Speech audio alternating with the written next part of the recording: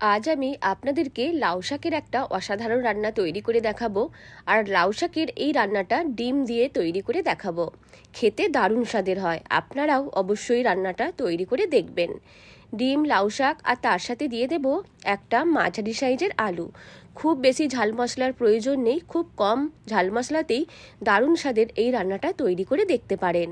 এর জন্য একটা কড়া বসিয়ে কড়াই দিয়ে দিলাম সর্ষের তেল। সর্ষের তেলে দিয়ে দিলাম 5 ফোড়ন আর শুকনো লঙ্কা। ফোড়নটাকে কয়েক সেকেন্ড ভেজে নিচ্ছে। তারপর দিয়ে দিলাম দুটো মাঝারি সাইজের পেঁয়াজ কুচোনো। পেঁয়াজকে তেলের মধ্যে নাড়াচাড়া করে ভেজে নিচ্ছে।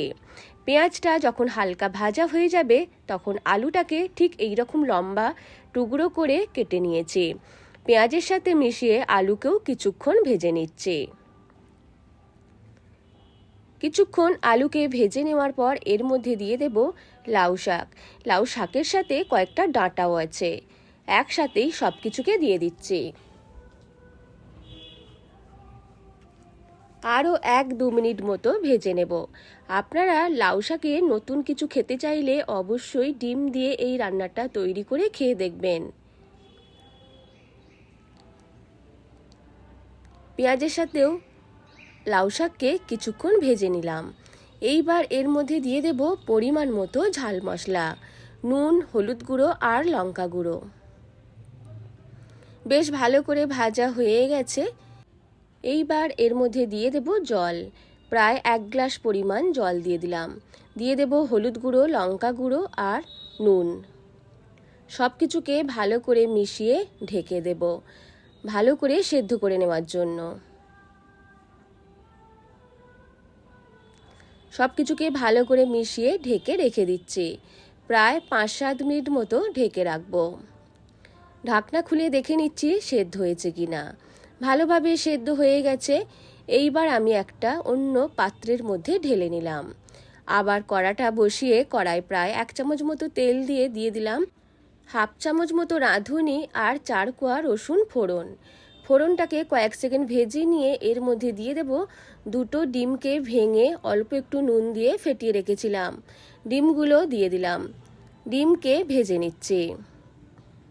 ভাজার সময় এইভাবে টুকরো করে কেটে নিচ্ছি আর উল্টে পাল্টে ডিমটাকে মিডিয়াম ফ্লেমে ভালো করে ভেজে নিচ্ছি।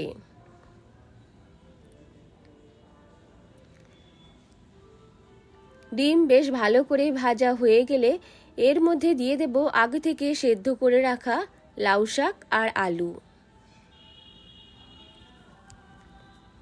আপনারা ঝালটা নিজেদের স্বাদ মতো দেবেন, তবে এই তরকারি একটু ঝাল ঝাল খেতে ভালোই লাগে। তবে আপনারা যদি ঝাল কম পছন্দ করেন তাহলে লঙ্কা গুঁড়ো কম দেবেন বা কাঁচা লঙ্কা দিয়েও রান্নাটা তৈরি করতে পারেন। ডিম, লাউ শাককে বেশ কিছুক্ষণ একসাথে এইভাবে ফুটিয়ে নিচ্ছি আর 1 মিনিটের জন্য মিডিয়াম ফ্লেমে ঢেকে রেখে দেব।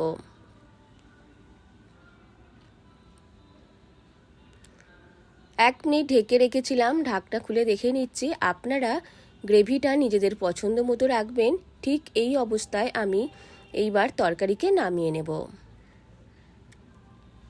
ডিম দিয়ে লাউ শাকের এই রান্না করলে প্লেটের ভাত নিমেষেই খালি হয়ে যাবে।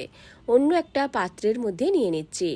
রান্নাটা ভালো লাগলে লাইক, শেয়ার এবং কমেন্ট করতে ভুলবেন না। আর আমার চ্যানেলটিকেও সাবস্ক্রাইব করতে ভুলবেন না।